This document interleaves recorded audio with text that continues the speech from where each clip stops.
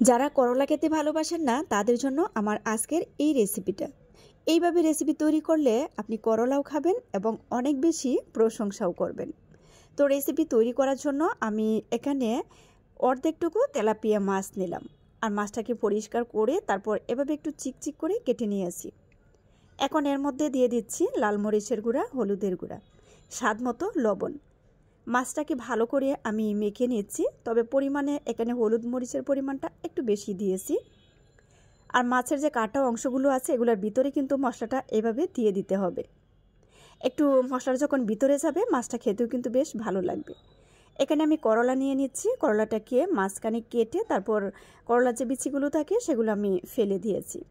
তো লবণ হলুদ দিয়ে করলাটাকেও আমি একটু ভালো করে এভাবে মেখে নিচ্ছি। এদিকে চুলায় একটি প্যান বসিয়ে এর মধ্যে কিছুটা পরিমাণ তেল দিয়ে তেলটা গরম করে প্রথমে মাছ দিয়ে দিলাম। তারপর একে একে আমি করলাগুলো পাশ দিয়ে দিয়ে দিচ্ছি। তো এর মধ্যে এখন কাঁচামরিচ, পেঁয়াজ, রসুন তো সব কিছুই এক এক করে আমি দিয়ে দিচ্ছি। আর একটু সময় নিয়ে সবকটা উপকরণকে ভেজে নিতে হবে যেন একদম লালচে কালার হয়। আর মাছটাকে কিন্তু অবশ্যই কড়া করে ভেজে নিতে হবে। রেসিপিটা কিন্তু একদমই সহজ।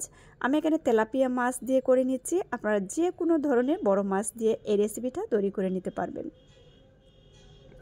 তো মাছটাকে একদম লালচে কড়া একটু কালার করে আমি ভেজে নিয়েছি, তাহলে এই মাছটা খেতেও কিন্তু বেশ ভালো লাগবে। তো পেঁয়াজ রসুনটা কিন্তু অলরেডি ভাজা হয়ে গিয়েছে, তো আমি এক সাইডে নিয়ে এগুলাকে উঠিয়ে নিচ্ছি। একদম লালচে কালার করে সবকটা উপকরণকে ভেজে নিতে হবে। অনেক বেশি সহজ আর অনেক বেশি মজার একটা রেসিপি, অল্প উপকরণে আমি তৈরি করে নিচ্ছি। আর মাছটাকে কিন্তু অবশ্যই উল্টে পাল্টে খুব সুন্দর একটা কালার করে আমি ভেজে এখন নামিয়ে নিচ্ছি।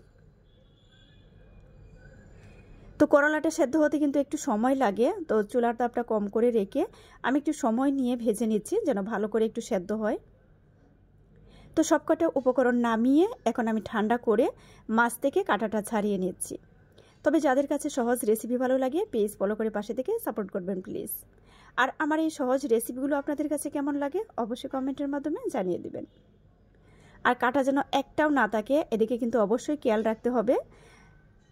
তো এখন আমি হাত দিয়ে করলাগুলো খেয়েও ম্যাশ করে নিচ্ছি। তো কিছুটা পরিমাণ লবণ দিয়ে আমি কয়েকটা শুকনো মরিচও দিয়ে দিলাম, কারণ যে কোনো ভর্তার মধ্যে শুকনো মরিচ থাকলে কিন্তু ঘ্রাণটা বেশ ভালোই আসে। তো সরিষার তেল দিয়ে এখন সবকটা উপকরণ একসাথে মেখে নিলেই কিন্তু ভর্তাটা রেডি। তো যারা চ্যানেল থেকে দেখছেন আমার চ্যানেলটি সাবস্ক্রাইব করে রাখবেন। তো সবাইকে অসংখ্য ধন্যবাদ রেসিপি দেখার জন্য। সবাই ভালো থাকবেন। আল্লাহ হাফেজ।